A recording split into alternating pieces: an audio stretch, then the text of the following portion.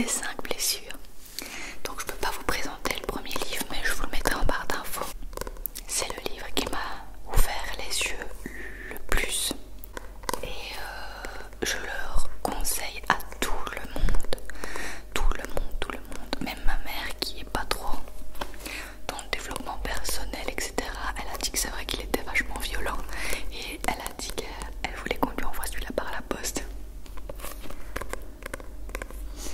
Donc, vous avez été des milliers à travers le monde à la réclamer. Et voici cette suite tant attendue du livre à succès de Lise Bourbeau, Les 5 blessures qui empêchent d'être soi-même. À l'aide de multiples exemples, l'auteur partage dans ce présent ouvrage ses nombreuses découvertes professionnelles et expériences personnelles qui nous guideront à la recherche de moyens concrets pour guérir nos souffrances. Alors vous apprendrez à reconnaître les mécanismes des blessures et à mieux cerner quand celles-ci sont activées.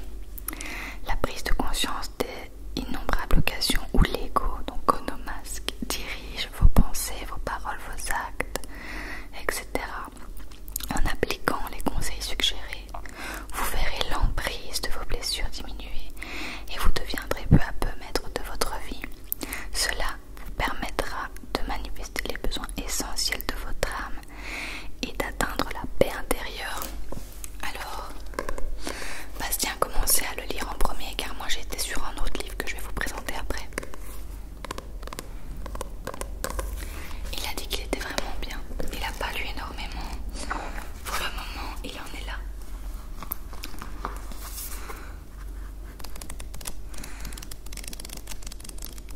Donc on va dire que le premier livre, c'est vraiment pour prendre conscience de nos blessures, de pourquoi elles sont là, de comprendre nos réactions. Et ça, c'est pour les soigner et pour être moins sous leur emprise. Des livres exceptionnels, celui-là j'ai trop hâte de le lire.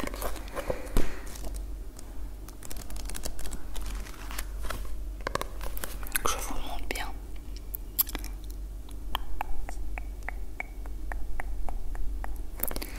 Et l'arrière. Alors elle est auteure de 24 best-sellers. Je sais pas s'il est marqué. Ah oui voilà. Alors il y a les livres Écoute ton corps que j'ai pas encore acheté mais que j'aimerais bien acheter. Il y en a plein d'autres, blablabla. Ah ouais. Il y en a encore plein, j'aimerais tous les avoir. Je trouve qu'elle est vraiment exceptionnelle cette femme.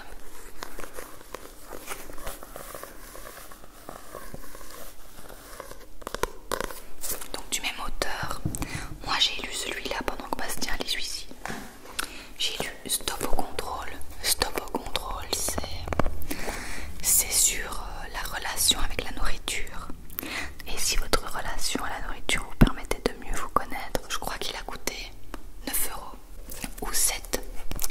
Donc alors qu'il existe tant d'ouvrages de régime et de diète, ce livre unique en son genre va vous aider à changer votre relation à la nourriture et vous permettre de mieux vous comprendre.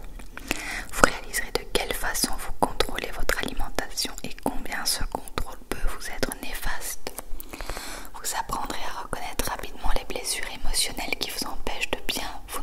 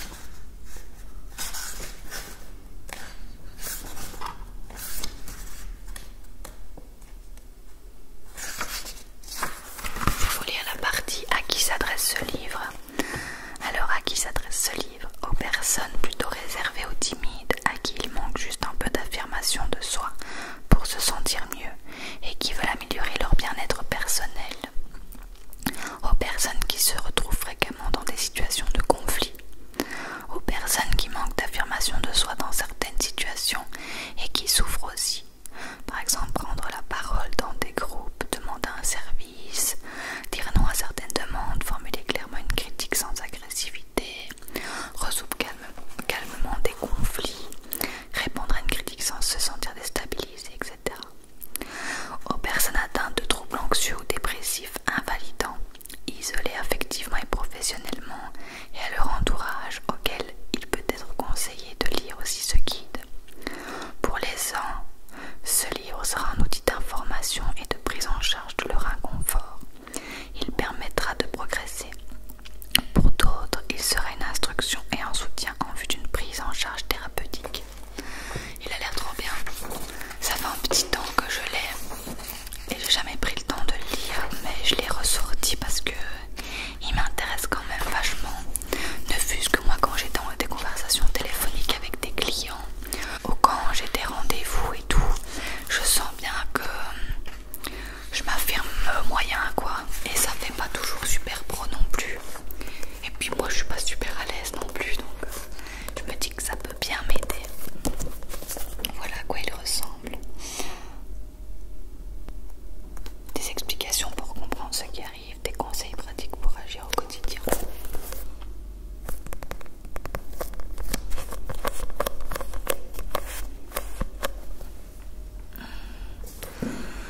Alors ensuite,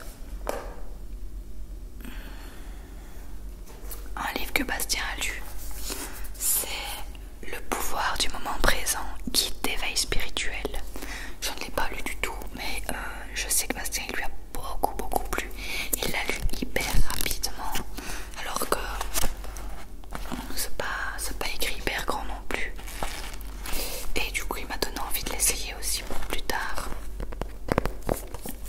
Donc Le pouvoir du moment présent est probablement l'un des livres les plus importants de notre époque. Son enseignement simple et néanmoins profond a aidé des millions de gens à travers le monde à trouver la paix intérieure et à se sentir plus épanouis dans leur vie. Au cœur de cet enseignement se trouve la transformation de la conscience. En vivant dans l'instant présent, nous transcendons notre ego et accédons à un état de grâce, de légèreté et de bien-être. Ce livre a le pouvoir de métamorphoser votre vie par une expérience unique. Je vais regarder où il a mis les signets.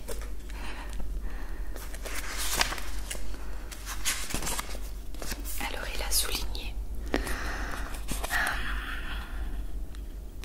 un truc avec les scientifiques. Je dirais donc la simple raison pour laquelle la majorité des scientifiques ne sont pas des gens créatifs, c'est qu'ils ne savent pas s'arrêter de penser et non pas qu'ils ne savent pas comment penser. Ici. Ne cherchez donc pas à vous libérer du désir ni à atteindre l'illumination. Apprenez à être présent, celui qui observe le mental. Au lieu de citer Bouddha, soyez Bouddha. Soyez celui qui est éveillé. C'est ce que le mot Bouddha veut dire.